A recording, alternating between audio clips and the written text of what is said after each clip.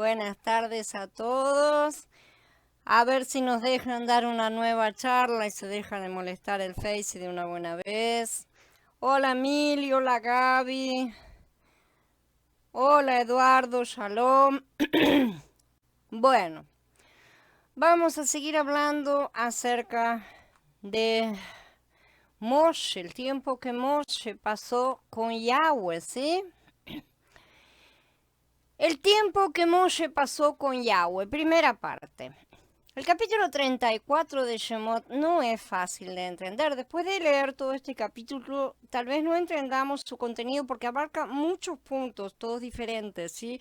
A primera vista son realmente diferentes, parecen desconectados. Por lo tanto, quisiera empezar este mensaje señalando dos asuntos que nos pueden ayudar a entender este capítulo. El primer asunto que quiero que recordemos es este. Nosotros, los creyentes del Berija Allá, tenemos que darnos cuenta y enseñar también a otros a ver que el Tanaj contiene los tipos, las figuras y las sombras de las cosas divinas y espirituales que fueron reveladas, en buena medida, no todo acabó de ser revelado, en el Berija Allá, una buena parte, Yahshua vino, cumplió y se revelaron cosas. No podemos entender uno sin el otro. Eso es básico y necesitamos transmitir eso para todas las partes, ¿no es cierto? El Tanaj sin el Berija no pasa de un manual de instrucciones. Y el Berija sin el Tanaj es un artefacto que no sabemos utilizar porque no tenemos las instrucciones. Lo divino y lo espiritual son algo misterioso, sí, que va más allá de nuestra mente natural. No obstante, podemos entender estos asuntos divinos, espirituales y misteriosos por las tipologías, las figuras y las sombras en el Tanaj. A través de esas cosas es que comprendemos todo lo que sucedió después en el Berihadashah. Con todo, aún así, existe un problema. Sí, podemos leer todos los tipos, las figuras y las alegorías del Tanaj y aún así tener dificultades para ver el significado de estas cosas, como que hay un velo que todavía mantiene la oscuridad. Si queremos conocer el significado de las tipologías del Tanaj, debemos entender que este relato en el Tanaj no es simplemente la historia de un pueblo antiguo. ¿Sí? Este relato se relaciona también con nosotros porque son cuadros que debemos aprender a leer. Por lo tanto, cuando leemos el Tanaj, estamos leyendo algo relacionado con nosotros y no solamente algo acerca de los hijos de Israel, ¿no es cierto? Como entidades separadas. No deberíamos leer el libro de Shemot como si fuera una simple historia. Necesitamos aprender a ver esto claramente para poder ayudar a tantos hermanos que han permanecido en terrible ceguera durante sus vidas. Debemos vernos a nosotros mismos en este libro. El libro de Shemot no retrata solamente la historia de un pueblo antiguo, también es nuestra historia, es la historia de nuestra vida creyente presente. Además, este libro tipifica muchas cosas espirituales y divinas relacionadas con nuestra experiencia justamente como creyentes. Es muy importante que nos demos cuenta de estas cosas. Segundo, al considerar este capítulo 34 de esta manera, debemos ver también que presenta una plena restauración del pacto quebrantado. Esta es la razón por la cual este capítulo repite muchas cosas que vimos anteriormente. El capítulo 34 de Shemot es un capítulo repetitivo porque repite lo que Elohim ya dijo anteriormente. Casi todo lo que contiene este capítulo es repetitivo.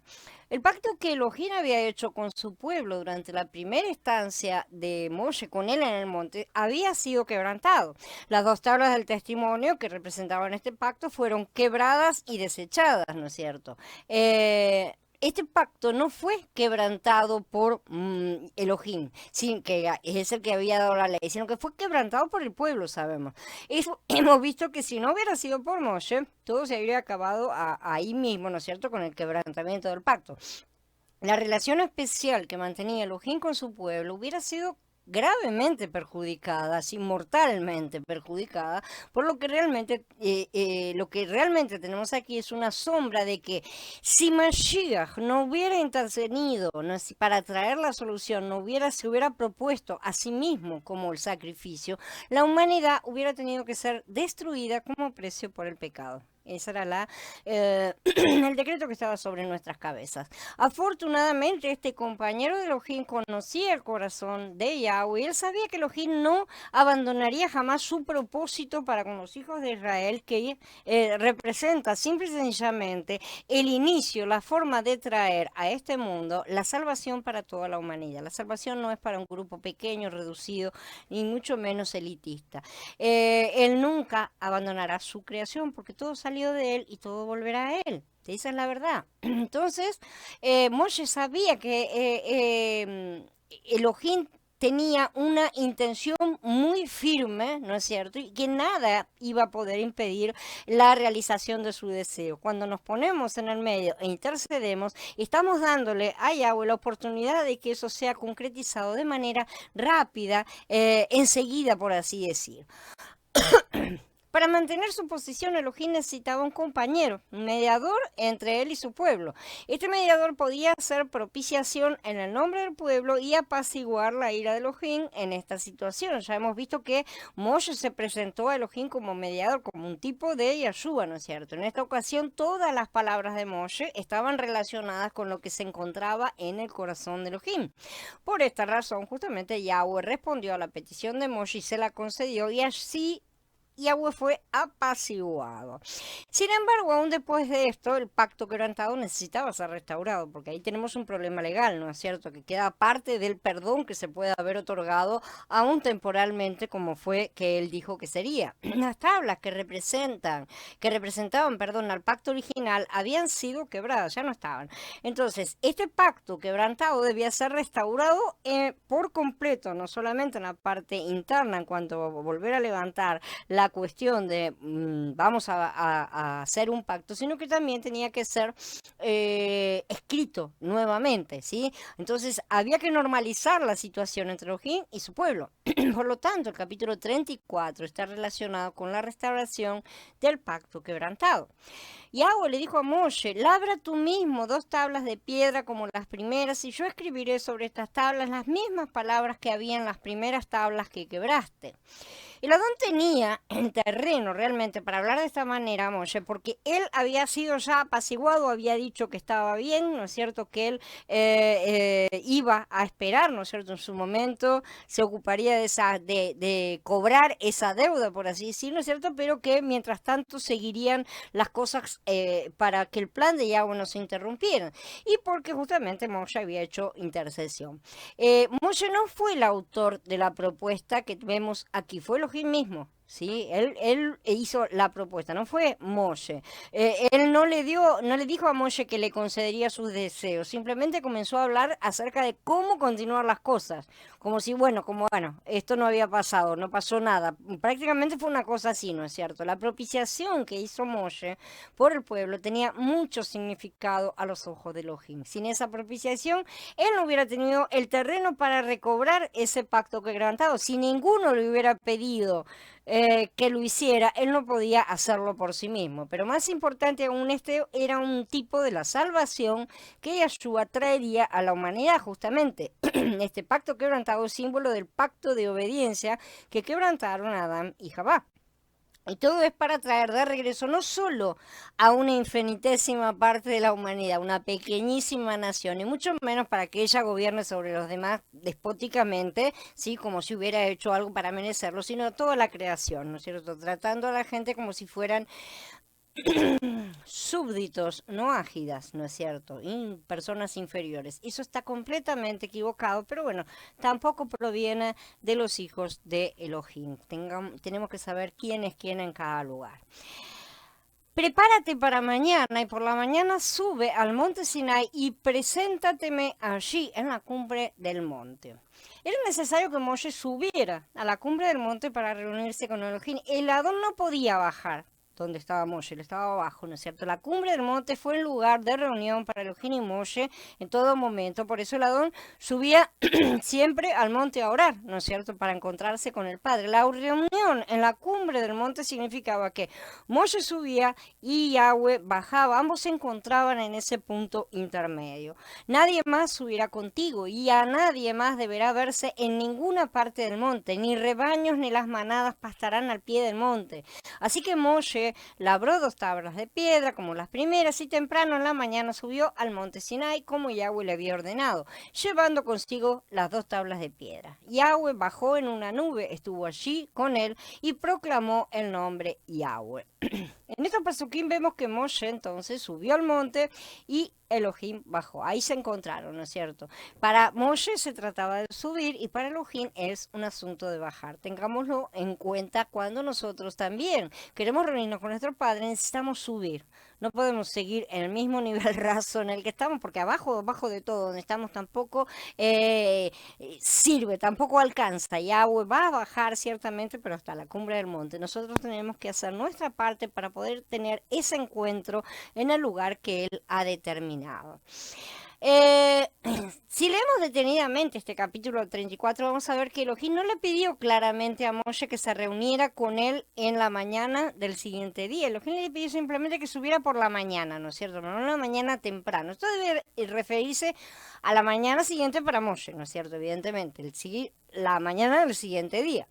Las prescripciones de Elohim en el Pasuk 3 indican que todos nosotros necesitamos un tiempo para tomar contacto con Él a solas. Todos necesitamos un tiempo para reunirnos con Elohim en privado, en el monte, ¿sí? En ese tiempo a solas con Elohim no debemos traer a nadie ni a nada. Realmente hay un momento en el cual nosotros nos encontramos a solas con nuestro Padre. Si cuando nos presentamos delante del temprano, ¿no es cierto?, por la mañana, debemos estar solos, tener nuestro tiempo privado personal con Él. Debemos dejar atrás nuestro esposo o esposa.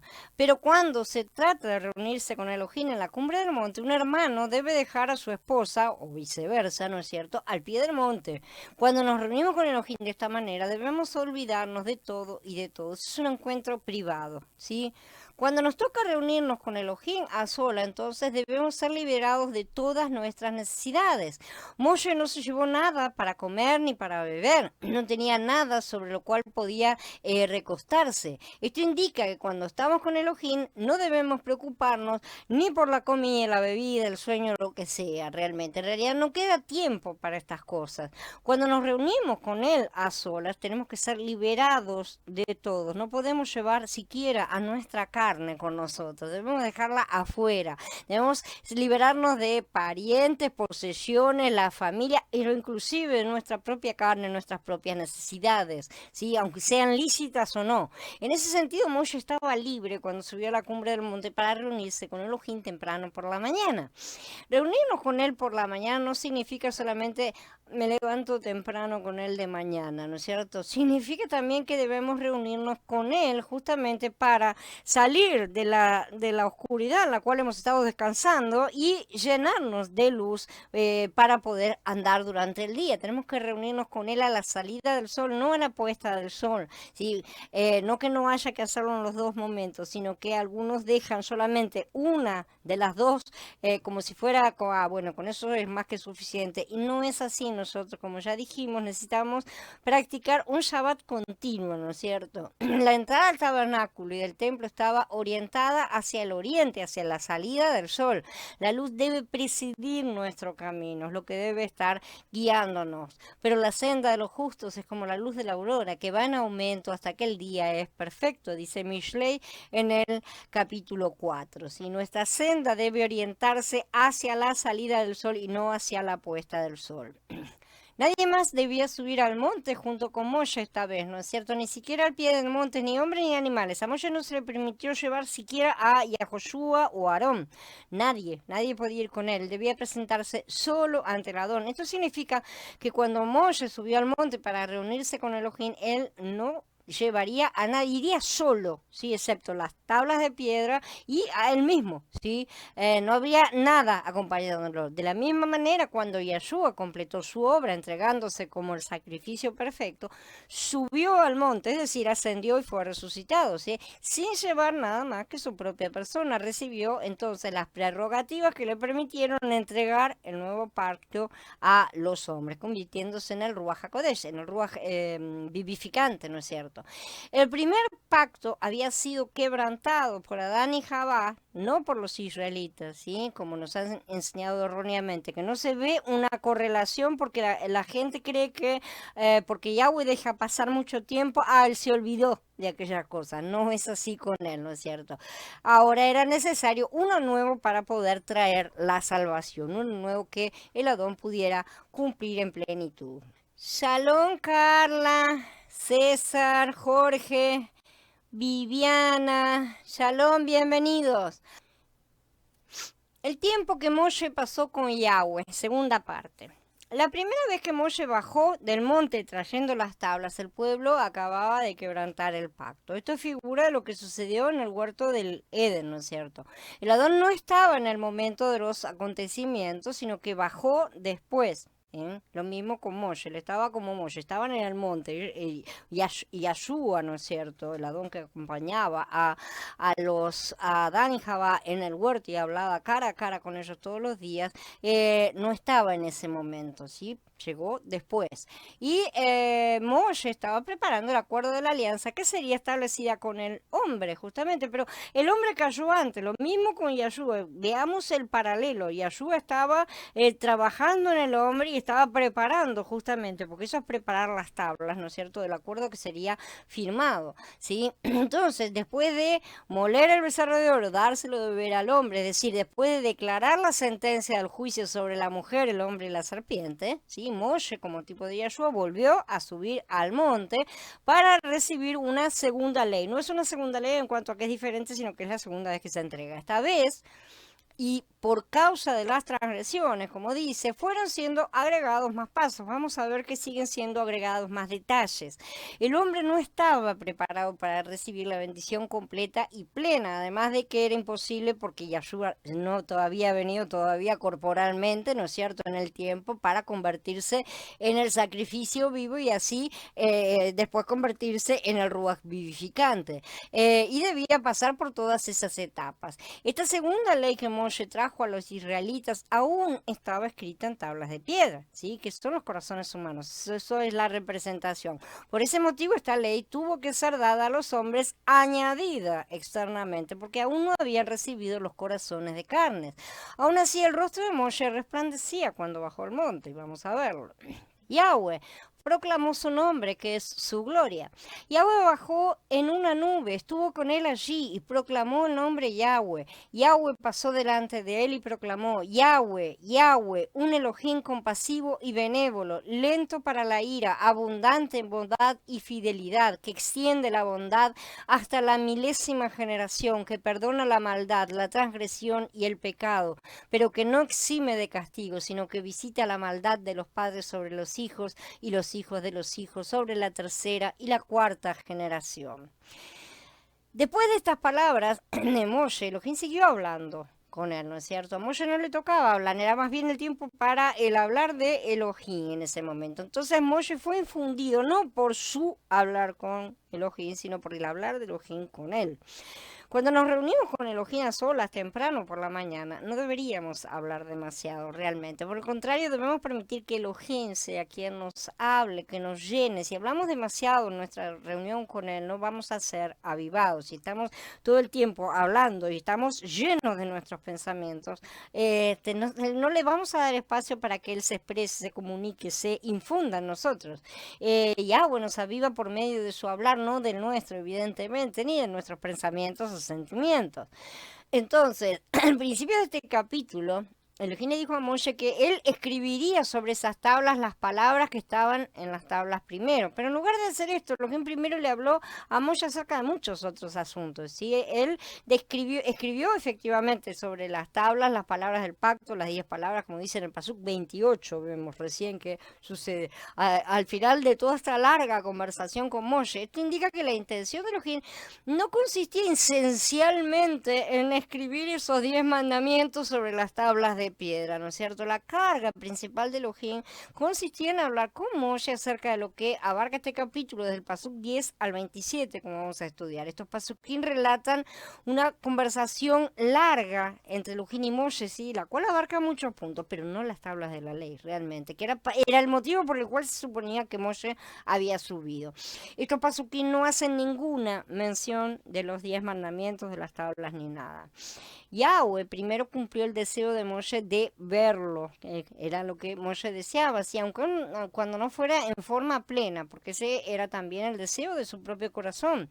Esta experiencia hizo que Moshe cayera por tierra en adoración. Ese es el efecto que produce en el hombre la verdadera presencia de Yahweh, nos hace caer por tierra para alabarlo y adorarlo.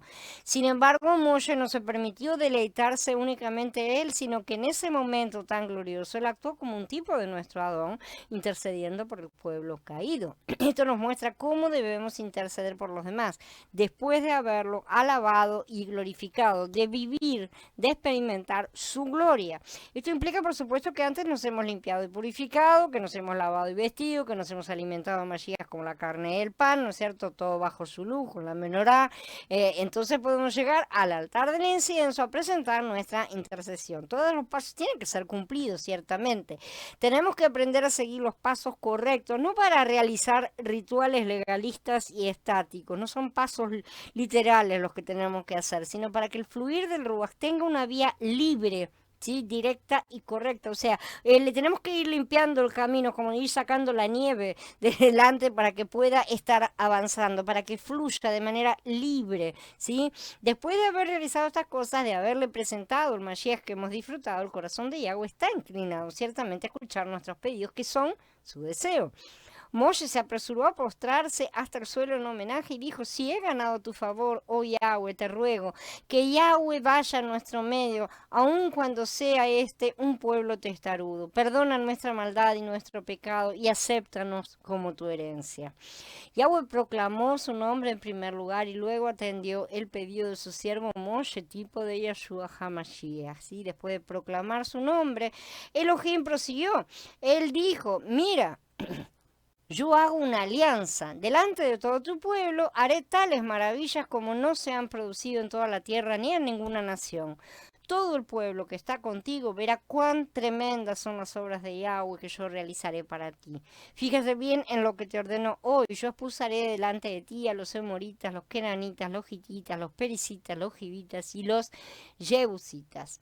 Aquí Elohim promete entonces obrar maravillas delante del pueblo, y estas maravillas se cumplirán con una meta muy específica: llevar a su pueblo a la buena tierra. La intención original de Yahweh no se modifica bajo ninguna circunstancia, y ni siquiera con todas las que se mandaba el pueblo, ¿no es cierto? A pesar de todo, él iba a cumplir lo que se había propuesto. Todas las acciones de Elohim para con los hijos de Israel, cuando les dio el maná, cuando venció a los enemigos, todas tenían un propósito: llevarlos a la buena tierra, ¿sí? Introducirlos en su reposo, que es Mashiach. La buena tierra constituía la meta de Elohim. Él deseaba que su pueblo entrara en la buena tierra para conseguir finalmente un templo en la tierra, que esa es su intención. Y no estamos hablando obviamente de templos hechos por manos humanas, así que no hay ningún tercer templo que le esté esperando. Este templo iba a ser el testimonio de Elohim, estaba destinado Elohim también a su pueblo. Mientras Elohim tuviese el templo como su testimonio en la tierra, la situación con su pueblo sería buena. Sí, esto lo vemos a través de las relaciones que tuvieron con el templo físico, ¿no es cierto? Que son los tipos y las sombras. Cuando los israelitas tenían una relación adecuada con el templo de Elohim, su condición en el país era favorable. No obstante, cuando esta relación con el templo de Elohim estaba deficiente, ellos se enfrentaban a grandes dificultades. Finalmente perdieron el templo y el país todo, ¿no es cierto? Entonces, al obrar maravillas por su pueblo, Elohim tenía una meta precisa: llevarlos a la buena tierra. Esa es su intención, esa sigue siendo su intención, a pesar de que estamos atravesando las sombras, seguimos caminando hacia el mismo objetivo que fue planteado cuando Adán y Jabá cayeron, ¿sí?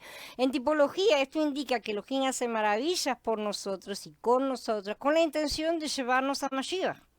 El Tanaj nos muestra que los hijos de Israel no les resultó fácil entrar a la buena tierra. Exteriormente estaban frustrados, ¿no es cierto?, por las circunstancias, los enemigos. Interiormente algunas cosas también los frustraban. Esto explica por qué necesitaron 40 años para entrar en la buena tierra, por qué había que cortar con tantas cosas que debían caer en el desierto.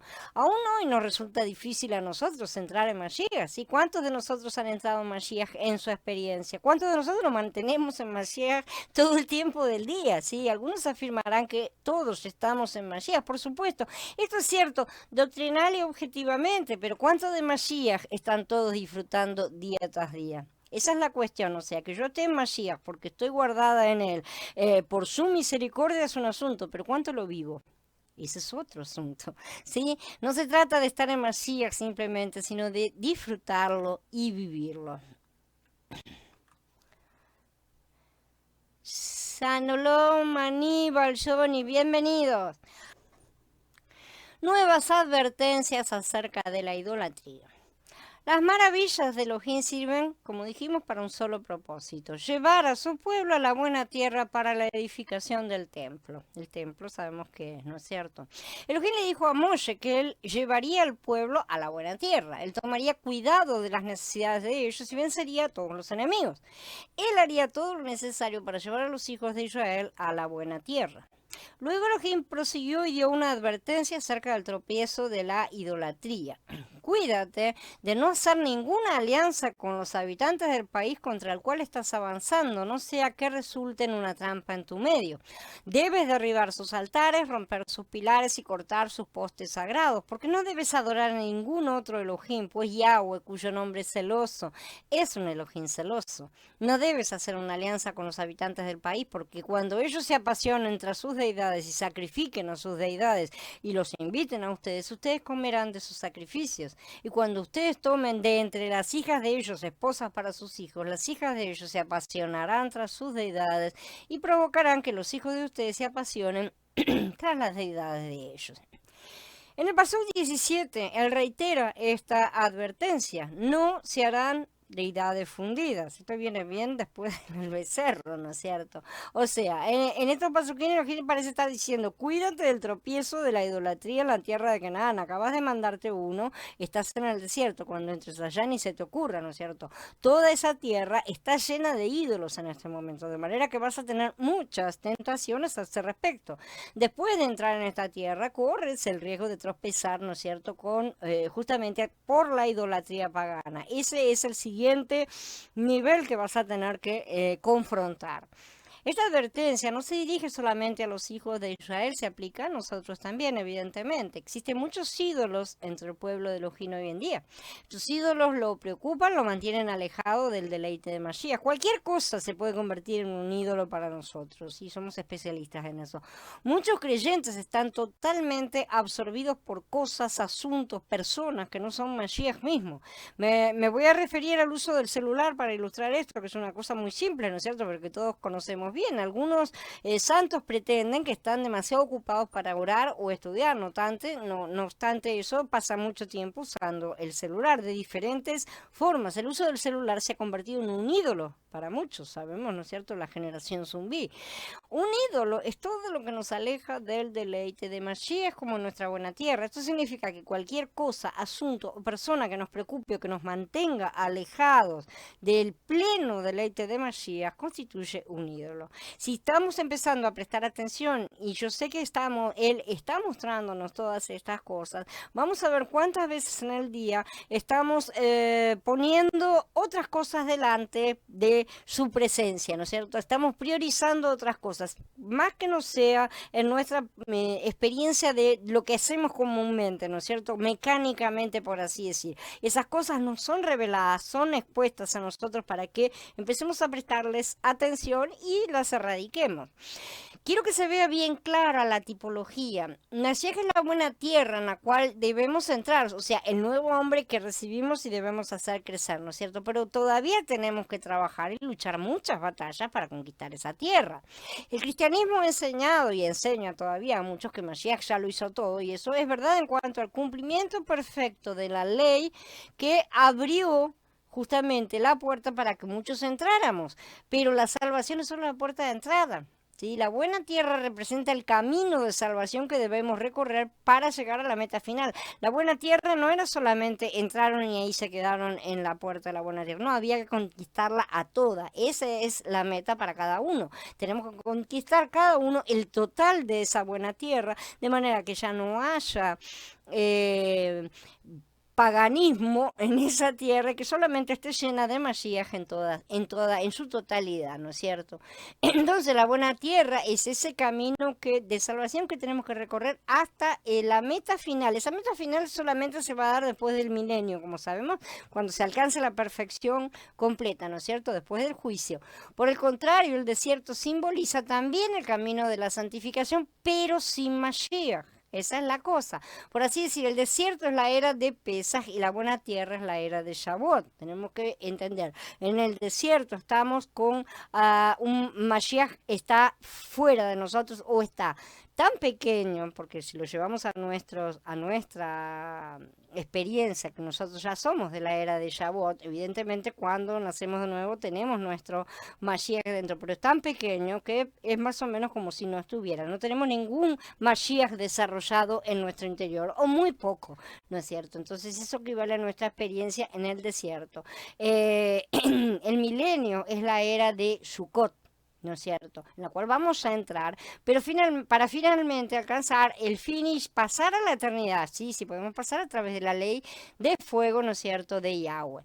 Entonces, atravesar el desierto son los primeros pasos de la vida del creyente recién nacido, en el cual el creyente empieza a aprender a cortar con su carne, Amalek, como ya estudiamos, y ser alimentado por el maná del cielo, el agua viva, o sea, tener una dependencia del Padre que lo vaya haciendo crecer durante todo ese camino, además de recibir las instrucciones para levantar el tabernáculo personal a fin de estar siendo preparado él mismo para colaborar en el tabernáculo corporativo en la siguiente etapa, ¿no es cierto? Esta es la era de Pesaj, con todos sus simbolismos que nos conducen a la siguiente etapa, la era de Shavuot y la buena tierra, en la cual aún deberemos luchar muchas batallas. No es una cosa, ay, ya está todo cocinado, al contrario.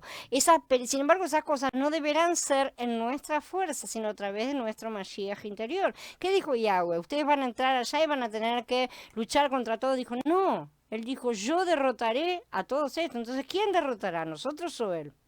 Evidentemente es él en nosotros. Sí, entonces también vamos a luchar contra la carne y los enemigos externos, pero aquí la lucha está siendo ejecutada por nuestro hombre interior. Ahí está la diferencia. Si seguimos tratando de luchar con nuestro viejo hombre, en tipología no hemos entrado en la buena tierra. Estamos afuera todavía, ¿sí? En un aspecto espiritual se puede dar eso tranquilamente porque no estamos hablando de una cosa geográfica, física y real. Si hacemos estas cosas, esta lucha, ¿no es cierto?, en Mashiach y no a nosotros mismos, o sea, en nuestra fuerza, en nuestra carne, vamos a estar preparándonos para entrar en su reposo en mayor plenitud en la era de Sukkot. Ninguna de las primeras dos eras es plena en nada, ¿sí? Separarlas es perder las instrucciones para trabajar en la misma obra del mismo autor. Son las dos etapas. Acá te explico lo que vas a hacer. Acá tenés la teoría, ¿no es cierto? Y ahora viene la práctica. Ah, pero me salté la teoría. No vas a tener buena práctica, evidentemente. Ninguna de las dos tiene plenitud porque son etapas previas aún a la tercera, ¿sí? La era de Sukkot, que es la parte en la cual ya se trabaja en plenitud con mayor entendimiento y se tienen que producir los frutos. La fiesta de Sukkot es la fiesta de los frutos, no nos olvidemos. La perfección completa y cabal de todo va a llegar solamente en la eternidad después de esta semana de milenio. Como dice Gilgalut 21, vi a la santa ciudad, la nueva Jerusalén, la vi descender del cielo de parte de Yahweh, preparada como una novia adornada para su esposo. La historia del Tanaj nos muestra que muchas guerras y batallas en las cuales estuvieron involucrados los hijos de Israel se debían al hecho de que ellos tenían ídolos. Aquellas guerras no son luchas para conquistar pedazos de tierra, son tipos y figuras de nuestra lucha interior contra todo lo que procura impedir que vivamos en Mashiach y hagamos crecer nuestro nuevo hombre, que es la buena tierra interior de cada uno. Si queremos habitar la buena tierra, tenemos que conquistar el espacio que el viejo viejo hombre ha usurpado durante toda nuestra vida, ¿sí? A fin de que el nuevo crezca. Ese es el que está dominando todos los espacios. Necesitamos conquistar la tierra. Gloria al Padre que esta lucha ya no la hacemos como la primera parte en el desierto, sino en nuestra buena tierra y en nuestro nuevo Ruach. Cada vez que el pueblo de Elohim tenía ídolos, los enemigos venían y los atacaban. Es una constante que vamos a ver en las escrituras, ¿no es cierto? Que muchos ya conocemos. Todos deseamos llevar una vida victoriosa hoy en día, una vida kadosh, una vida espiritual. No obstante, muchos creyentes experimentan el fracaso por tener ídolos. Todos todavía te mantenemos ídolos. Y en realidad, si tenemos ídolos, o sea, cosas que nos preocupan y nos mantienen alejados de Mashiach, ya hemos perdido la batalla contra el enemigo, antes de comenzar. Sencillamente ya no disponemos de los medios para pelear. Nos hemos ido a la guerra sin armas, digamos. Elohim no tiene ningún problema en llevarnos al pleno deleite de Mashiach, pero el pueblo Elohim sigue con el problema de la idolatría, algo que quedó reflejado en las luchas nunca acabadas de los hijos de Israel. Justamente nunca terminaron de conquistar todo lo que los llevó a experimentar lo que Yahweh profetizó que les sucedería si se iban en pos de otros dioses. Por lo tanto, al principio de un capítulo acerca de la restauración del pacto quebrantado, Elohim declara que él haría todo lo necesario para llevar a su pueblo a la buena tierra, pero también señala el peligro de la idolatría, por el cual caerían, ¿no es cierto? Él parece estar diciéndoles, tengo la plena capacidad de llevarlos a la buena tierra, yo soy completamente capaz, pero la idolatría anulará su deleite de la tierra, ¿sí? Va a destruir todo lo que yo les voy a dar, y así ha sido, lamentablemente. Ahora nosotros tenemos que llevándolo a nuestro papel individual, evitar cometer el mismo error. Elohim ha obrado muchas maravillas por su pueblo. Sin embargo, la experiencia de los creyentes testifica que mucho de lo que él ha hecho fue anulado o destruido por los afanes de este mundo, por la idolatría, por las cosas tras las cuales nos desviamos. ¿Cuántos creyentes disfrutan a Mashiach? De verdad, ¿no es cierto? Muchísimos creyentes tienen un conocimiento raquítico del deleite de Mashiach. Otros tal vez tengan un mayor conocimiento. No estamos haciendo un análisis del corazón de cada uno, ese lo conoce el Padre. Pero una cosa es conocerlo y otra cosa muy distinta es tener el deleite de Mashiach. Si hay algunos que estén inquietos en ese sentido, a él les está hablando en este momento.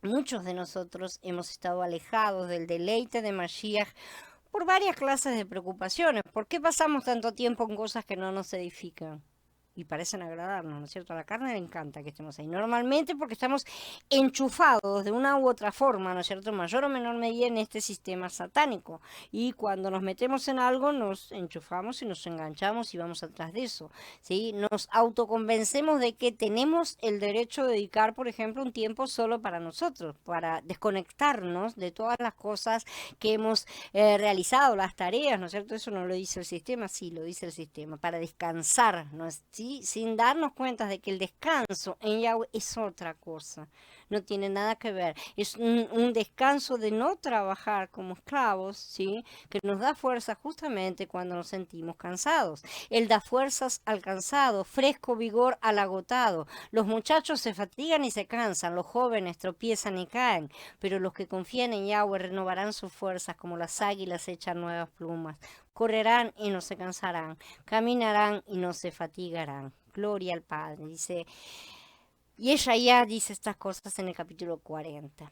Hay veces en las que simplemente no sentimos apetito por comer cierta comida, nos pasa físicamente, ¿no es cierto? Preferimos otra, decimos, no, hoy no tengo ganas de comer esto, tengo ganas de comer aquello.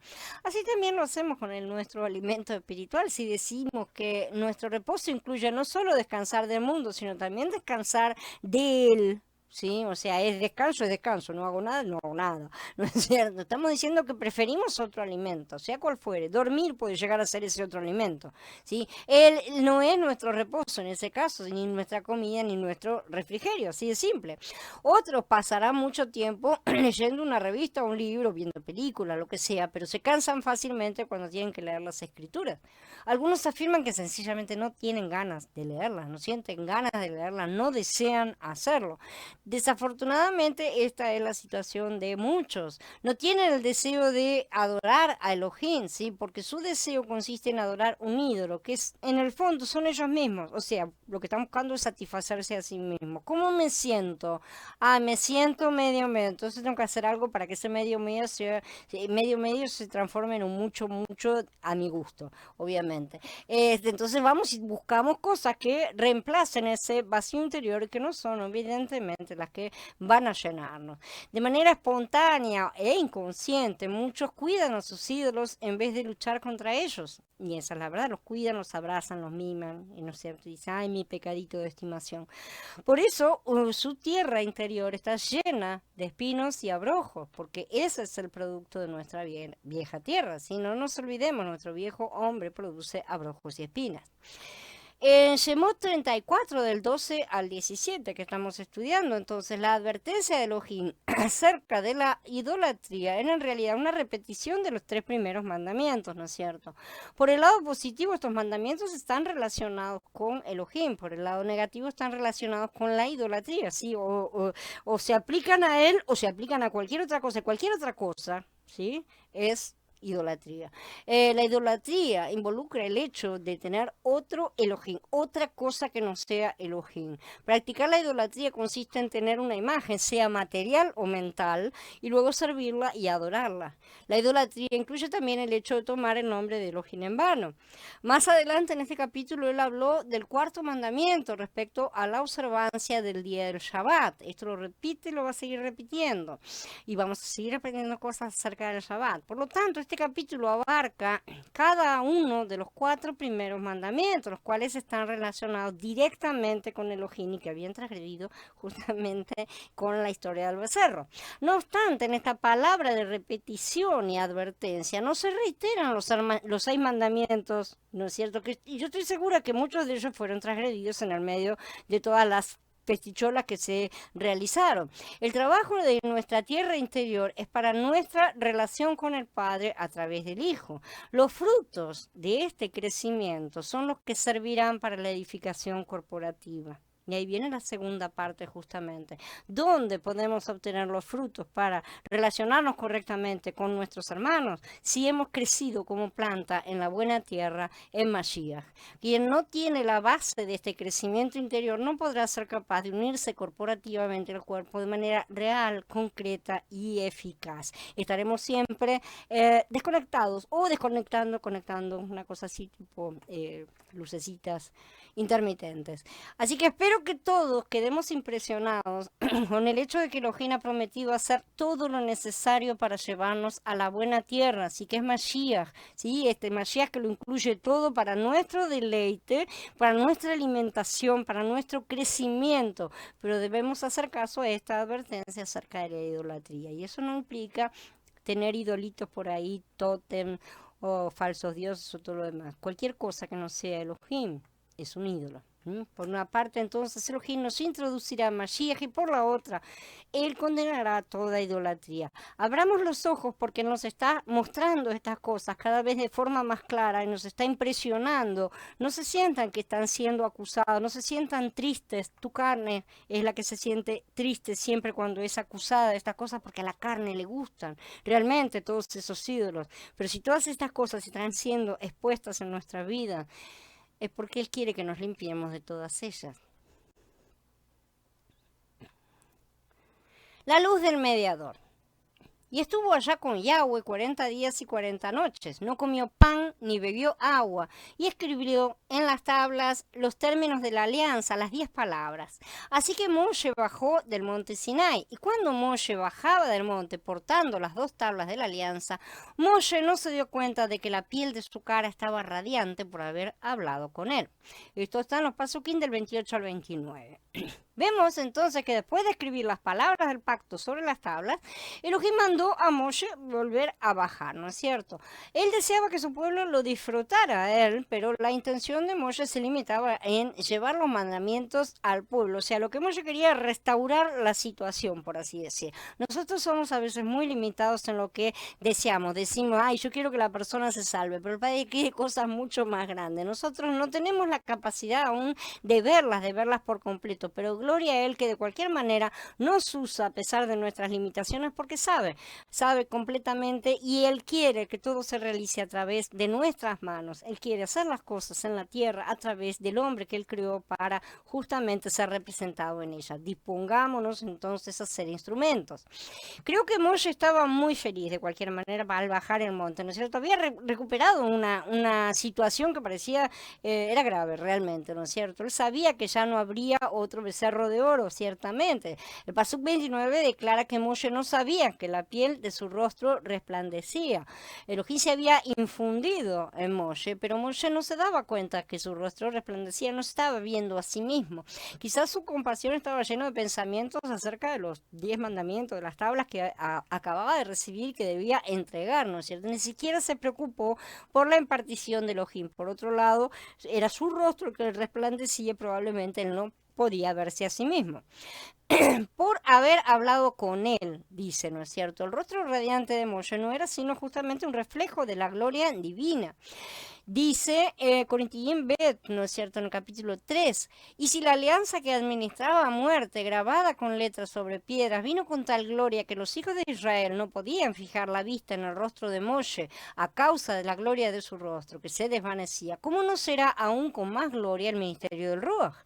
Porque si el ministerio de condenación tiene gloria, mucho más abunda en gloria el ministerio de la justicia, porque lo que había sido glorioso no es glorioso en comparación con esta excelente gloria, porque si lo que se desvanecía era glorioso, cuánto más excede en gloria lo que permanece. Así que ya que tenemos tal esperanza, actuamos con mucha confianza, no como Moshe, que se puso un velo en el rostro para que los hijos de Israel no se fijaran en el fin de aquello que era pasajero, pero sus mentes quedaron embotadas, porque hasta el día de hoy, cuando leen la antigua alianza, el mismo velo sigue puesto, porque solo se quita por medio del Mashiach. Aún hasta el día de hoy, cada vez que leen a Moshe, el velo está puesto sobre la mente de ellos, pero cuando se conviertan al Adón, se les quitará el velo, porque Yahweh es el Ruach. ¿Y dónde está el Ruach de Yahweh? Allí hay libertad. Por eso todos nosotros, mirando a cara descubierta como en un espejo la gloria de Yahweh, nos vamos transformando cada vez con mayor gloria en su misma imagen, mediante el Ruach de Yahweh. Amén. De manera similar, en ocasión de la transfiguración de Yahshua, ¿no es cierto? La divinidad también se dejó traslucir. Ahí se transfiguró delante de ellos, su cara resplandecía como el sol y sus ropas se volvieron blancas como la luz. Esto está en el capítulo 17 de Matillán, ¿no es cierto? Y las escrituras declaran que esta será la situación justamente de todos los creyentes glorificados. Entonces los justos resplandecerán como el sol en el reino de su Padre. El que tiene oídos que oiga, dice Matillán 13.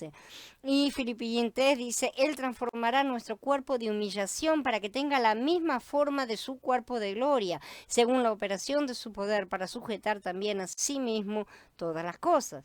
Y en Gitgalut, tenía en su mano derecha 7 estrellas y de su boca salía una espada aguda de 2 filos. Su rostro era como el sol cuando brilla con fuerza. Ahí vemos todas estas manifestaciones de el verdadero cuerpo de luz, ¿no es cierto? En la ocasión anterior, en la que Moshe había estado con Elohim, no quedó en su rostro ninguna marca visible de la presencia divina. Esto fue en el capítulo 24 de Shemot. Esa diferencia se debió, al menos en parte, al hecho de que desde su primer ascenso, Moshe había pasado por una terrible prueba, por empezar, y de esa amarga experiencia había salido como un mejor hombre, había salido purificado, ¿no es cierto?, más apto para la comunión íntima con su Elohim.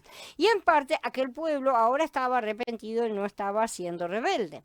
Al rehusarse el único progenitor de un pueblo a quien Elohim se proponía adoptar en lugar del inicuo Israel, como sugirió Yahweh en Shemot 32, y cuando se ofreció le dio así a Moshe la oportunidad de ofrecerse a sí mismo, ¿no es cierto?, en expiación por las transgresiones del pueblo para ser un tipo de Yahshua, había manifestado justamente Moshe un ruaj de suprema abnegación y autonegación, que es lo que Yahshua haría. Desde esta ocasión persistió en la intercesión de todo corazón y de forma desinteresada en favor de todos sus compatriotas. Lo vemos muchas más veces intercediendo todo el tiempo porque ahora ya sabía que Elohim respondía, ¿no es cierto? Y ya conocía el corazón de Elohim. Así que Moshe había alcanzado una intimidad con Yahweh tal que Elohim le permitió el privilegio exclusivo, inclusive de ver la gloria del Creador, ¿no es cierto? De ver la gloria de sus espaldas. No es de maravillarse que su rostro resplandeciera después de una experiencia semejante. Indudablemente Shaul tuvo en cuenta a Moshe cuando estaba escribiendo Corinthín Bet, toda esa situación de gloria. El que está lleno del Ruach de Elohim refleja el glorioso carácter del Eterno. De los que viven cerca de Elohim, brota una influencia que aunque pase inadvertida para ellos, como ocurrió con Moshe mismo, tiene un marcado efecto sobre los demás. No debemos escaparnos ni rehuir a las personas que brillan de esa manera, porque vean que los amigos, los hermanos, el hermano Aarón y todos los demás cuando llegaron se alejaban de él porque le tenían miedo. Así que no debemos tener ese tipo de actitud delante de justamente lo que es el reflejo de la luz del Padre.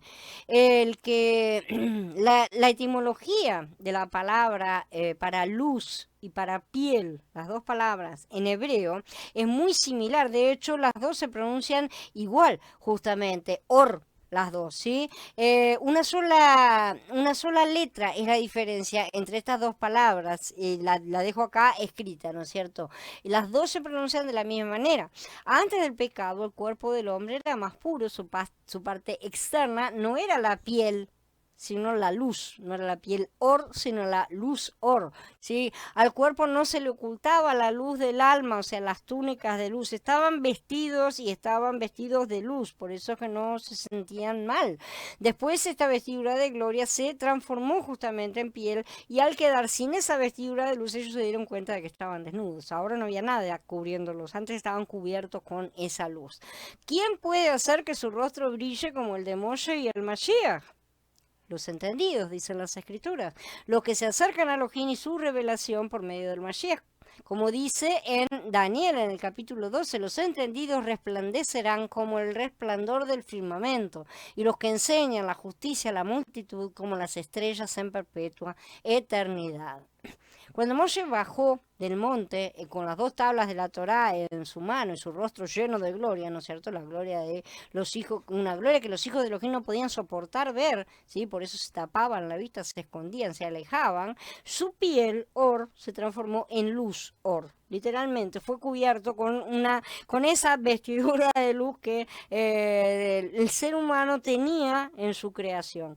Pero se reveló a los entendidos, cuyo fin es dar a conocer a toda la humanidad justamente la gloria de Elohim contenida en el Mashiach. Moshe había visto la luz del Mashiach, esa luz primordial que transfigura realmente la piel en luz, or en or.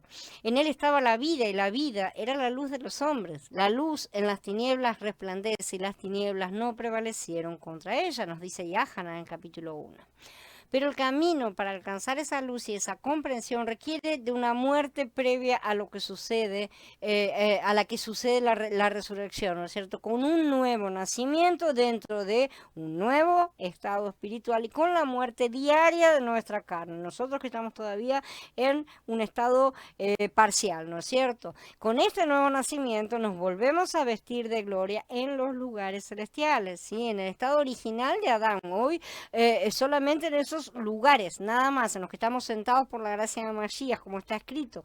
Mañana, cuando seamos glorificados, tendremos también esa piel de luz en plenitud. Volveremos a tener los cuerpos glorificados como el que recibió Mashiach y con el cual se presentó delante de los discípulos. Necesitamos la impartición de Elohim, pero cuando llegamos a las escrituras las consideramos como tablas, ¿no es cierto? Y tomamos cada palabra como si fuese un mandamiento que debemos cumplir. Cuando tomamos a las escrituras como tablas, se hacen piedra, literalmente. Tal vez deseemos recibir mandamientos en lugar de recibir la impartición de Elohim. Esa es una condición muy típica de la carne. La carne no quiere tener mucho que ver con lo que viene del Ruach. Entonces dice, no, no, no, dame mandamientos que con eso yo me manejo, por así decir. Ciertamente ella puede manejar ese asunto, esa parte ella puede cumplirla sin necesidad de ser muerta. Y eso es lo que a la carne le importa. Por ejemplo, durante el avivamiento matutino podemos recibir una palabra viva de las escrituras realmente, pero esa palabra se puede convertir en mandamiento para nosotros, una cosa muerta, una obligación muerta. Si solo buscamos la ley o la regla, por detrás de lo que leemos no vamos a recibir vida sino muerte, porque la letra mata, pero el Ruach vivifica. Quizá no nos demos cuenta de que Elohim no desea darnos una palabra de mandamiento, Elohim desea infundirse a sí mismo dentro de nuestro ser. Él quiere ser esa palabra viva, haciendo, cumpliendo esa palabra que está expresada en el mandamiento. Pero si la palabra está afuera, la letra es muerta. Si nosotros buscamos la forma de guardar esas cosas en lugar de buscar que Él se infunda en nuestro interior, vamos a ser imitadores de Elohim, pero en nuestras fuerzas. Vamos a ser imitadores en la cáscara, nada más. Y eso equivale a ser usurpadores. ¿Sí? Estamos tratando de imitarlo y tratando de hacer lo que Él es, ¿no es cierto? Yo me hago parecido a lo que Yahshua es, pero no soy Yahshua interiormente. Entonces soy un usurpador, literalmente. Estamos tratando de parecernos, ¿sí? Pero eso no va a pasar de una farsa externa. Muchos creyentes viven esta farsa externa sin darse cuenta que si no matan a su carne, nada de lo que les haga les dará vida. Y pueden tener vidas que pueden parecer, y parecerles también ellos mismos, que son muy espirituales, cuando no lo son en realidad, siguen estando en la carne. La carne es muy engañosa, engañoso es el corazón, dicen las escrituras. Por el contrario, a veces podemos salir de un avivamiento matutino, de un momento de oración, ¿no es cierto?, con un rostro resplandeciente debido a la impartición de Elohim, porque nos hemos entregado en sus manos y Él ha venido. Nosotros hemos subido al monte y Él ha bajado a encontrarnos.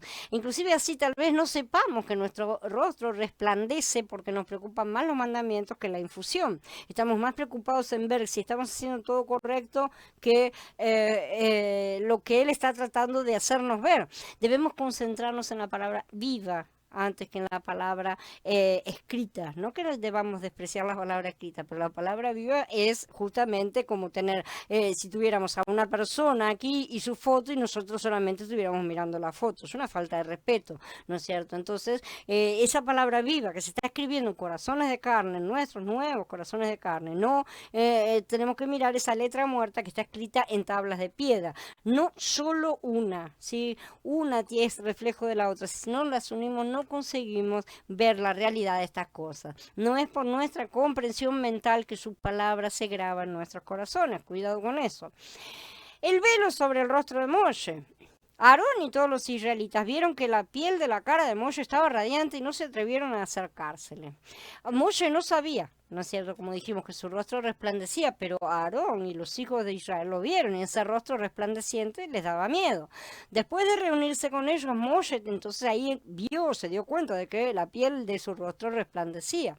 Pero Moshe los llamó y Aarón y todos los capitanes de la asamblea regresaron a él y Moshe les habló. Más tarde, todos los israelitas se acercaron y él los instruyó en cuanto a todo lo que Yahweh les había impartido en el monte Sinai. Y cuando Moshe acabó de hablar con ellos, se puso un velo en la cara. Siempre que Moshe entraba delante de Yahweh para hablar con él, se quitaba el velo hasta que salía. Y cuando salía les decía a los israelitas lo que se le había ordenado. Los israelitas veían cuán radiante estaba la cara de Moshe. Moshe entonces volvía a ponerse el velo sobre la cara hasta que entraba a hablar con él. Esto está en 31 al 35 en Shemot, ¿no es cierto?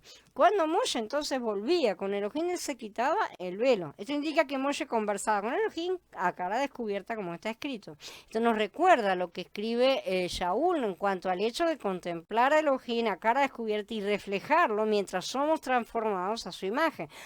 Como leímos, por eso todos nosotros mirando a cara descubierta como un espejo la gloria de Yahweh, nos vamos transformando cada vez con mayor gloria en su misma imagen mediante justamente el espíritu de Yahweh. Esto es también un asunto de resplandor, porque el resplandor es la apariencia de la imagen de Elohim, ¿sí? Hoy en día debemos quitarnos el velo para contemplar y reflejar a Elohim a cara descubierta. Debemos ser infundidos a cara descubierta para que la luz pueda brillar. Si no, vamos a hacer lámparas cubiertas si la lámpara no se coloca debajo de la mesa.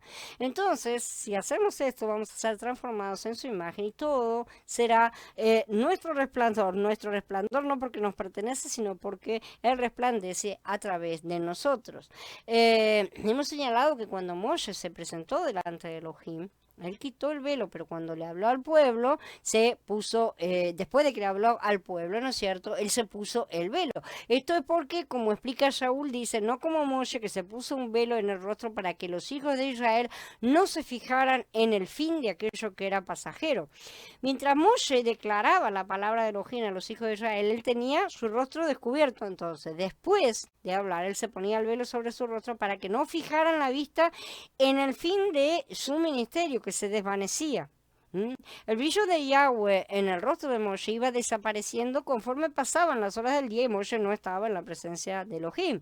Por eso este era un ministerio que se desvanecía, dice Shaul. No era un brillo permanente como el que podemos tener nosotros hoy, que ya tenemos al Ruach vivificante en nuestro interior. Moshe no quería que ellos contemplaran el fin de la gloria de su ministerio de la ley, ¿no es cierto? Esta es la simbología, justamente, la tipología que está siendo retratada acá y que Shaul nos muestra correctamente en sus interpretaciones. Sin embargo, en aquel momento Moshe no quería que la gente viera que esa luz se iba desvaneciendo. Ver el resplandor desvanecerse equivalía a ver el fin de la ley externa. Y no creo que Moshe, a pesar de toda su intimidad con el Padre, con el Hijo, tuviera un entendimiento acerca de las etapas o eras. Él estaba haciendo una etapa y el Padre siempre estuvo revelando las cosas en cada era, lo que era necesario para esa era muy específicamente. Si no, se hubiera preocupado de ocultar, no se hubiera ocupado, ¿no es cierto?, de ocupar este hecho a los israelitas, siendo que ese ocultarlo justamente trajo malas consecuencias, como dice Shaul, pero sus mentes quedaron embotadas, porque hasta el día de hoy, cuando leen la Antigua Alianza, el mismo velo sigue puesto. Si Moisés se lo hubiera quitado, tal vez ese velo hubiera sido quitado. Sin embargo, todas las cosas tienen su motivo de ser, ¿sí? Porque solo se quita por medio de Mashiach, dice acá. Entonces, todo esto es una tipología, justamente. Era necesario que viniera Mashiach, obviamente. Aún hasta el día de hoy, cada vez que leen a Moshe, el velo está puesto sobre la mente de ellos. Por eso no entienden, no aceptan a Yahshua. El resplandor que experimentamos ahora, entonces, no está en la palabra externa, sino en el deleite de Mashiach, la palabra viva en nuestro interior. En el Berij Hadashah no tenemos la observancia de la ley en cuanto a guardar o a observar mandamientos en nuestra carne, sino a cambiar nuestra naturaleza interior a través de mezclarnos literalmente con Mashiach y recibir esa misma ley, la palabra, así en nuestros corazones de carne, pero es la palabra viva la que recibimos, se hace vida en nuestro interior. No es memorizamos unas cosas y tratamos de forzarnos en cumplirlas. Todo esto es a través del deleite en Mashiach. La enseñanza del Berij Hadashah está centrada en el deleite de Mashiach, en disfrutarlo a Él, en que Él es nuestro reposo y nosotros descansamos en Él. Lo único que tengo que hacer es ir a Mashiach, agarrar un fruto de Mashiach y comerlo, para que ese fruto se haga en mí, crezca en mi interior y yo también tenga esa semilla en mi interior y pueda dar a su tiempo frutos de lo que haya sido. Entonces, lo que es el esfuerzo de la carne por guardar la ley de forma externa, que es lo típico del Tanaj, ha sido reemplazado por el festejo en Mashiach, que Él cumplió todo y lo único que tengo que hacer es ir a Él para tener ese cumplimiento. ¿Y qué está haciendo Él? Graba la ley en nuestros corazones. No está grabando ninguna cosa nueva, está grabando aquella misma ley que muchos dicen que fue abolida y que otros dicen creen que hay que seguir guardándola externamente. Ninguna de las dos cosas es verdadero, ¿sí? Nosotros tenemos que entender toda la tipología correctamente y entender el plan del Padre. Si estos ya no son mandamientos externos, sino parte de nuestra naturaleza. Si no empiezan a formar parte de nuestra naturaleza, no sale de nosotros, eso, algo está mal con nosotros. Por lo tanto, hoy no necesitamos el velo y no tenemos que temer el fin de la gloria, evidentemente. Podemos y debemos dejar la cara descubierta delante de Elohim y delante de los hombres. El rostro de Moshe resplandecía entonces como resultado del tiempo que estuvo con Elohim. Si deseamos resplandecer con la gloria de Elohim, nosotros también tenemos que pasar tiempo prolongado con Elohim. No 5 segundos por día, ¿no es cierto? Un ratito en alguna oración a las perdidas. Y estuvo allá con Yahweh 40 días y 40 noches. No comió pan ni bebió agua. Y escribió en las tablas los términos de la alianza, las 10 palabras. Después de Moshe, la única persona que repitió esta hazaña fue nuestro Adón Yahshua. Sabemos que fue llevado al desierto por el Ruach y él dio la explicación para este asunto. Está escrito: no solo de pan vivirá el hombre, sino de toda palabra que sale de la boca de Yahweh. Entonces, fue así como él se estuvo alimentando en ese periodo. Como ya lo mencionamos anteriormente, si deseamos permanecer con Elohim, tenemos que olvidar todo lo demás. Cuando Elohim pidió a Moshe que subiera a la cumbre del monte para reunirse con él le dijo que nadie más debía acompañarlo, ¿sí? Ya dijimos que este es un cuadro de la ascensión de Yahshua, pero también señala que todos debemos tener un tiempo privado con el Padre, subir al monte, ¿sí?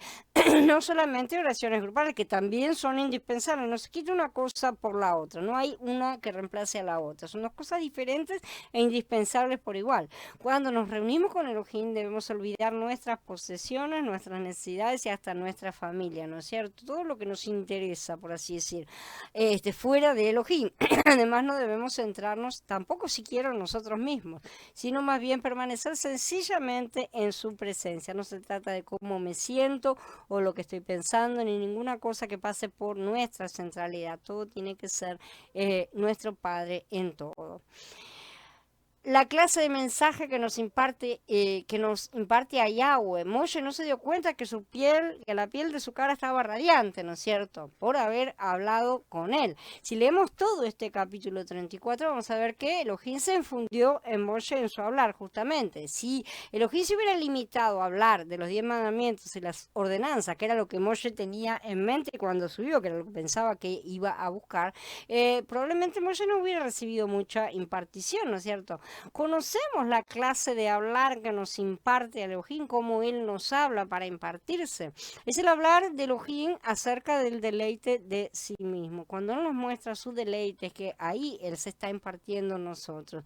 Su hablar acerca del festejo y del descanso y las condiciones para disfrutarlo, justamente. Esta clase de hablar nos infunde a Elohim, nos hace resplandecer. Tenemos que escucharlo a él cuando nos habla y nos dice: deja afuera todas esas cosas que traes de carga, ¿sí? Sácate las sandalias de los pies, porque el lugar que estás pisando es santo. O sea, dejemos todas nuestras cargas afuera y vamos a entrar en su presencia completamente abiertos a él y nada más, ¿no es cierto? Yo puedo testificar que no recibí mucha impartición, no recibo por estar sentado en reuniones de estudio bíblico que las he hecho durante muchos años, ¿no es cierto? No ha sido una gran impartición. Sí puedo haber recibido conocimiento, pero el conocimiento es secundario si no hay impartición de vida, ¿sí? Pero cuando escuché hablar de la experiencia de Elohim, él se infundió en mí, comenzó a inquietarme en este sentido, en buscar más de eso, cosas que no entendía en su momento y que cada vez él va explicando más y más, ¿sí? Que la vida con él no es una vida de mandamientos y ordenanzas que nos mantengan ocupados todo el tiempo. No quiere que nos estemos preocupando todo el tiempo si estoy bien con él, hice bien todos los deberes, hoy estoy perfecto en todo lo que hice, estoy preocupado inclusive con las cosas que no debería preocuparme, ¿no es cierto? Porque hasta con esa preocupación que parecería lícita, es una cosa que nos saca de su presencia, nos saca del centro y del reposo en él, ¿sí? Entonces, en este sentido no debemos ser como Marta, sino como Miriam, ¿sí? Ocuparnos de la mejor parte. Muchos de nosotros podemos testificar que hemos experimentado esa luz al estar en su presencia. Yo sé que muchos saben de lo que estoy hablando. Se produce un resplandor, ¿sí? En nosotros debido al hablar de Elohim en nuestro interior. Y eso nos llena de luz, nos llena de vida. La última parte de este pasuk dice que el rostro de Moshe resplandecía por Moshe haber hablado con él, ¿sí? Esto indica que el resplandor del rostro de Moshe no fue el resultado de su hablar con Elohim, sino del hablar de Elohim con él, verdaderamente. Esto es importante porque cuanto más hablamos, más impedimos que Elohim se infunda en nosotros justamente. Y cuanto más Él nos habla, por el contrario, y Él nos habla de sus cosas, no nos habla de las nuestras, nos habla de el deleite del sí mismo, más recibimos su impartición, su luz y su vida. Entonces cuando hablamos de nosotros en nuestra propia carne, desde nuestro pequeño punto de vista, ¿no es cierto? Y le decimos, mirá, lo que me está pasando, estoy preocupada por esto y por esto, y Él te dice, pero vos porque no estás viendo nada, porque sos muy bajita y no estás viendo las cosas grandes que están acá arriba. Entonces ahí es cuando nosotros debemos callarnos la boca y dejar las cosas en sus manos, porque su visión es grande, su mano es amplia y nos sostiene de todas las cosas, ¿sí? Que todos entonces nos parezcamos a Moshe, que Elohim hable y nosotros escuchemos. Él se cayó la boca y escuchó.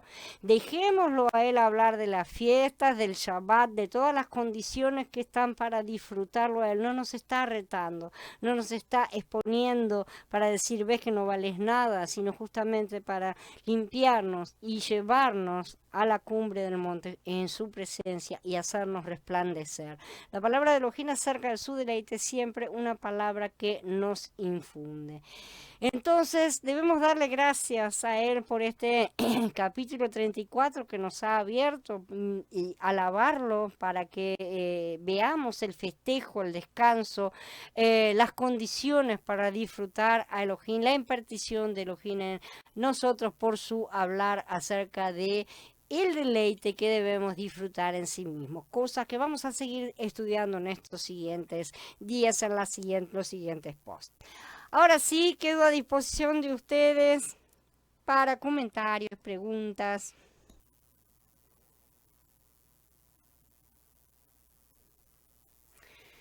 Dice Gaby, no entendí muy bien la parte en la que hablaste del velo, que Moshe se lo colocaba para que el pueblo no recibiera el fin de la gloria de Elohim. ¿Qué es exactamente que no entendiste? Porque estás diciendo lo que está escrito. O sea, él se colocaba el velo para que la gente no viera que la luz de su rostro se desvanecía. No era una luz permanente la que él había recibido una luz momentánea. Por el contrario, debía haber dejado que la gente lo viera, pero no era el momento tampoco. Estamos hablando de una tipología que nos fue revelada recién en la siguiente época, justamente para entender que ese ministerio era momentáneo, era temporal y no era el ministerio final. Esa es la parte que no entienden muchos judíos aún hoy, que no entendieron en ese momento, por eso el velo les queda colocado. Dice... Eso está tocado, Daniel dice que no viene al tema, pero cómo se interpreta el pasaje de este libro cuando Elohim intenta matar a Moisés. Esto está tocado en otra charla, ya fue explicado. Déjame buscar cuál es porque no me acuerdo.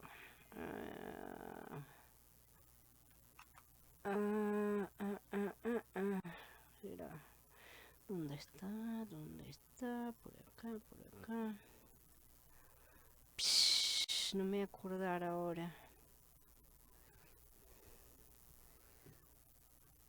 Yo después te lo paso, Daniel, el cual es, porque está en una parte, en uno que ahora no me estoy acordando, pero justamente lo estaba mirando en estos días. Así que después te paso el post, o sea, qué número de la serie es, pero está al principio de todas estas cosas. Y ya está, ya fue explicado ahí lo vas a encontrar. Dice Aníbal, yo escuché por partecitas la charla, lo tengo que volver a escuchar. Perfecto. Carla, es como cuando al Adón le pidieron que se fuera cuando echó los demonios en la ciudad de Gadara. Que el hecho de que tuvieran el velo, te estás refiriendo. Ellos todavía tenían el velo colocado, sí, justamente por eso no entendían las cosas. O sea, el velo es lo que te oculta la gloria. ¿sí? No podemos ver la gloria porque hay un velo. Ese velo es la carne, literalmente, porque sabemos perfectamente que el velo del tabernáculo representa la carne de Mashiach que fue rasgada, la carne nuestra que tiene que ser rasgada, como ya estudiamos, ¿no es cierto? Y entonces los velos en sí, una cosa que cubre, representa separación, representa la carne. Esa separación que nosotros tenemos espiritualmente con el Padre es la carne que tiene que ser rasgada, que tiene que ser retirada justamente. Sí, Daniel, después te lo paso. Eh, gracias, Meli. Creo que es esa, sí. La 7. La 7 de esta serie, de la serie de Shemot, ¿sí? Daniel y los que Yahweh envía. Sí, es ese. Porque justamente en estos días yo lo estuve mirando, así que no me acordaba de cuál. Mire muchos. Ahí lo vas a encontrar, ¿sí? Me encantó esta charla. Dice, mire que Abba nos permite reflejar en nuestro rostro esa luz tan maravillosa. Necesitamos rasgar nuestra carne en todo tiempo, justamente quitar ese velo para que esa luz resplandezca. Aprendemos a infundirnos con Él, estando con Él, en su deleite, porque teniendo apenas unas salpicaduras cada tanto, rociamientos, no es cierto, unas gotitas aquí, otras gotitas, ya no estamos empapados de Él, no podemos brillar bien, necesitamos infundirnos plenamente. Así que bueno, esa es la cosa que tenemos que realizar para poder brillar con nuestra luz y ser parte justamente de este cuerpo. También tenemos que entender la cosa que no se puede estar fuera de la planta, ¿sí? Porque de esa manera recibimos el Ruach, es la savia que corre. Necesitamos estar siempre conectados, ¿sí? No podemos estar desconectándonos por nuestra cuenta, decidir que no. Si nos desconectamos por nuestra cuenta, simple y sencillamente tenemos una luz que se desvanece, obviamente, ¿no es cierto? Porque la luz solamente se puede mantener todo el tiempo al estar conectados en la planta que nos transmite esa luz. Dice Gaby, por otra parte es muy cierto que recibimos el infundir de Elohim cuando nos quitamos las sandalias y cuando dejamos de lado las cosas. Ciertamente eso es básico para que entendamos ¿sí? cómo debemos disponernos delante de él. ¿Sí? Sinceramente, cuando entramos en su presencia, esas cosas no tienen lugar, por eso como Moshe debemos entrar cada vez más a lo Moel. Tenemos que estar en todo momento en su conexión, ¿no es cierto? Conectados todo el tiempo en su presencia, estar conectados todo el tiempo para poder ser tener esa conexión, tener esa luz, tener todo eso que nos lleva nuevamente que nos lleva a estar unidos y ser parte de eso que Él quiere, del edificio de Yahweh. De esa es la forma en que somos el cuerpo, esa es la forma en que estamos relacionados unos con otros y podemos cumplir con su deseo en plenitud. No es solamente brillar nosotros cada uno. Él quiere muchos Moshe, ¿no es cierto? Brillando y brillando por todas partes. Así que vamos a sacarnos esos velos que nos impiden acercarnos a Él.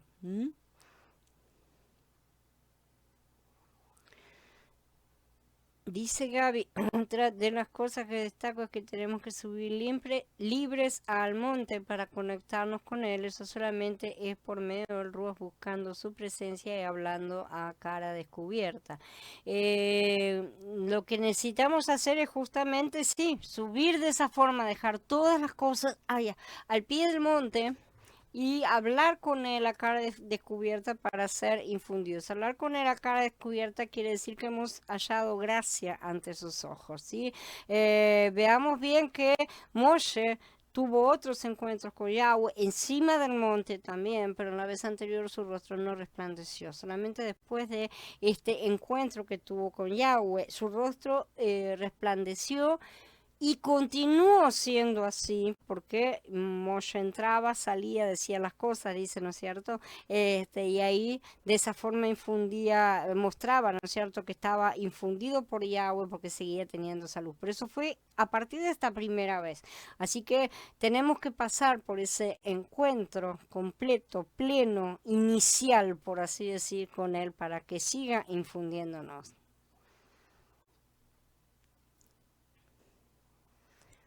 como él mismo dijo, desearía que todo el pueblo tuviese Rúa, justamente, exactamente, cuando el tema de los 70, ¿no es cierto? Ojalá todo el mundo fuera lleno del Rúa del que tenía el propio Moshe, ¿no es cierto? Sacó un poco del Rúa que estaba sobre Moshe y lo depositó en los otros 70.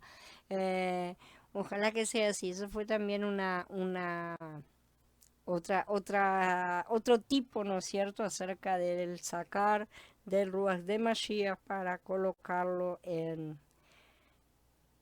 su gobierno, ¿no es cierto?, en la parte del gobierno. Gracias, Eduardo. Shalom. Gracias a todos, chicos, por su presencia.